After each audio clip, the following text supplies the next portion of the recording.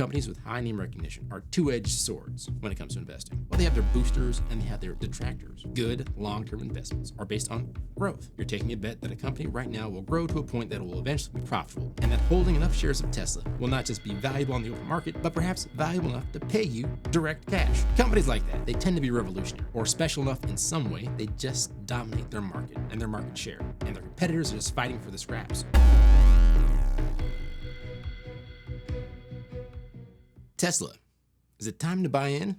At the Tesla quarterly shareholders meeting, during a general announcement and while answering questions from the audience and during an interview, Tesla CEO and internet troll extraordinaire Elon Musk made a couple of big announcements and observations, particularly around advertising, AI updates, and the potential profitability of the company even while losing money. The question becomes, is it now time to buy in? Well, there are several reasons why the answer is yes. Yes, 1,000 times yes. There are also big caveats that you need to be aware of. But what do I mean? Well, for starters, this is a personal finance channel, and one thing that I try to remind everyone who watches, you need to have a strategy when it comes to growing your finances. You really shouldn't treat your finances like you're playing the lottery, whether that comes to investing in stocks with a ton of name recognition or to stocks that are traded on the pink sheets. You have to understand what your end goal is. The best way to earn money passively through the stock market is to buy and hold index funds of broad-based indexes like the S&P 500. And in many cases, if you already do this, you already own Tesla. Is that enough to profit off of a potential bump should all the positive outcomes for Tesla come true? Typically, yes and no. And that really is more of a flaw with index funds and ETFs in general than with Tesla in particular. In reality, index funds and ETFs are too broad-based to really grow your wealth exponentially just by holding them alone. That's based on your goals. Do you really just want a vehicle that's going to grow your wealth 8 to 13% year over year,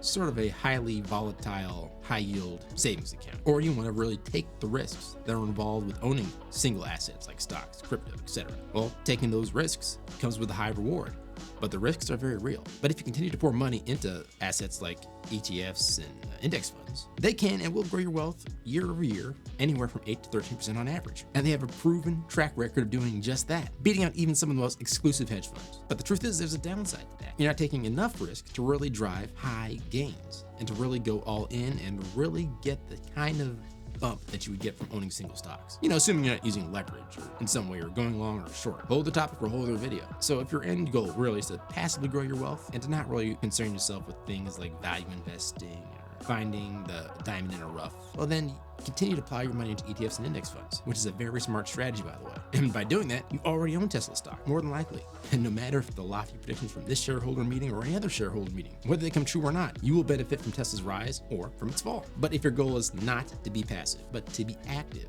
in the stocks that you pick, you can own index funds and still be active in the stocks you pick, by the way. It's not one or the other. This is really, again, the goals that you have at any one time. The question is Tesla a good bet? Now that comes down to your philosophy of investing in high name recognition companies or not. Companies with high name recognition are two-edged swords when it comes to investing. They, like a lot of popular topics in today's world, well, they have their boosters and they have their detractors. Navigating that, determining if you have something of value is the question. And this is where Tesla's actual numbers come into play. Let's assume you're using fundamental analysis and are coming at this from the perspective, trying to evaluate this stock based on whether it's a good long-term investment. Good long-term investments are based on growth. You're taking a bet that a company right now will grow to a point that it will eventually be profitable, hopefully profitable enough, or have enough revenue in any case, to actually pay their investors money, typically in the form of a dividend. And that holding enough shares of Tesla will not just be valuable on the open market, but perhaps valuable enough to pay you direct cash, justifying your initial belief in the company. Companies like that, they tend to be revolutionary or special enough in some way they just dominate their market and their market share, and their competitors are just fighting for the scraps. And in many people's mind, Tesla is just that. There are a ton of investors and boosters out there, from Kathy Wood, from ARK Investing to others, that think that Tesla is the bee's knees. But there are people out there who disagree. The truth is that investing directly in Tesla is a huge risk, one that you only make if and only if you're in a position to take that risk. And the way you determine that is basically you go down and you see if you're doing what you should be doing with your personal finances. Now, talking about investing is fun. Heck,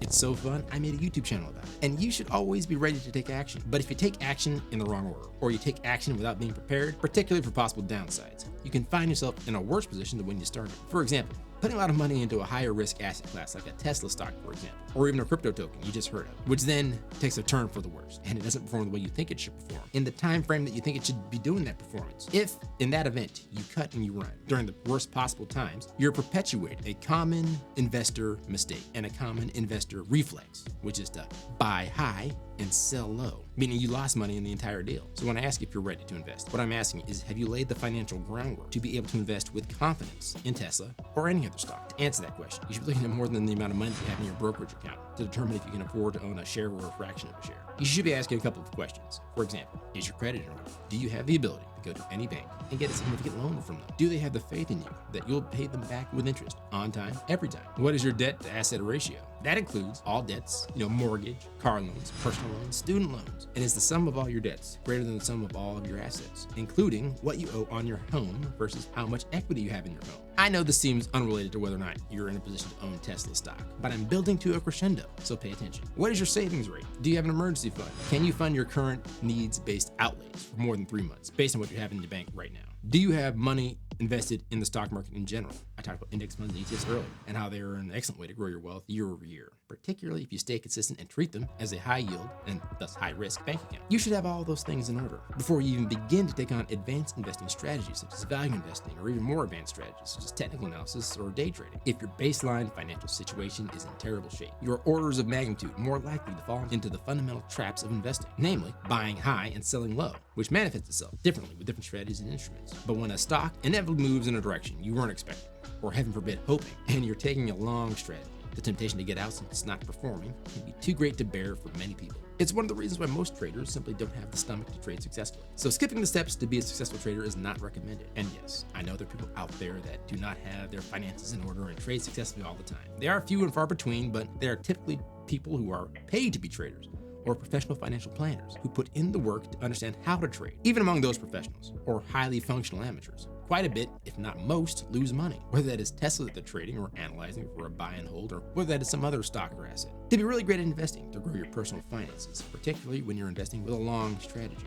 buying and holding a stock, expecting its value to go up primarily because you think it's a valuable company. The truth is, you should be prepared to lose the entire investment. That's right. When you go into investing in any company with a long strategy, you should go in knowing that you could lose the entire thing and being okay with that. In other words, it's money that you have set aside with a specific goal of investing in that company, assuming that it could go to zero. To be specific, you're not relying on that income to pay any kind of significant bill of any kind. Just in case I wasn't being clear. Yeah, when you make an investment in a long-term play, you should be prepared for the opportunity that the investment is worthless, and you should be willing to hold on to it no matter what volatility happens in the market or how low the price gets. We talked about the analysis from the people who really believe in Tesla, and it's quite convincing. In fact, I would say I've been swayed by it more than the advice from the folks that think that Tesla is not worth anything. And these people who've done the legwork have convinced me that, yeah, I should be owning a significant dollar amount of Tesla and holding it for the future. Now, that's my opinion, and it's an opinion which I acted upon. That said, I realize that there's a significant risk that perhaps I overlooked something, that maybe I'm too optimistic about how Tesla will be able to execute its plans, how the market will move to enable those plans, and how consumers will be able to afford the products and services that are promised. It could be that, in fact, Tesla could go to zero, that Elon Musk's his trolling is really going to get him into a lot of trouble, and that his company is going to be worth absolutely bupkis. And because of that,